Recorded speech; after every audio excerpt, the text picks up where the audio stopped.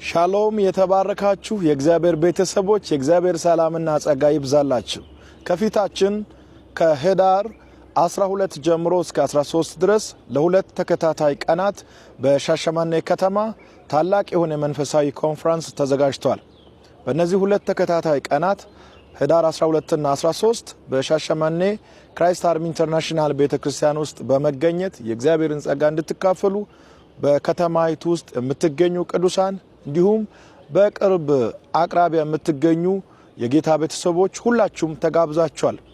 ህዳር 12 እና 13 ሻሸመኔ ከተማ ካገለገልኩ በኋላ ህዳር 14 ዕለተ እሁድ እንደዚሁም አዲስ አበባ ክራይስት አርሚ ኢንተርናሽናል ቤተክርስቲያን ውስጥ የማገለግላችሁ ይሆናል።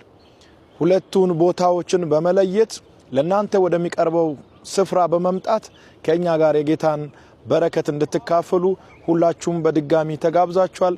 እንዳትረሱ ህዳር 12 እና 13 አርብና ቅዳሜ ማለቴ ነው በሻሸመኔ ከተማ ክራይስት አርሚ ኢንተርናሽናል ቤተክርስቲያን ውስጥ እገኛለሁኝ።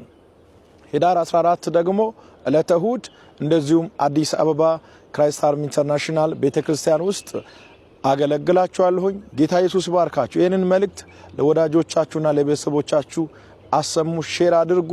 ሰላማችሁ ይብዛ። በያላችሁበት ዓለም ዳርቻ ሁሉ የእግዚአብሔር ሰላምና ጸጋ ከሁላችሁም ጋር ይሁን።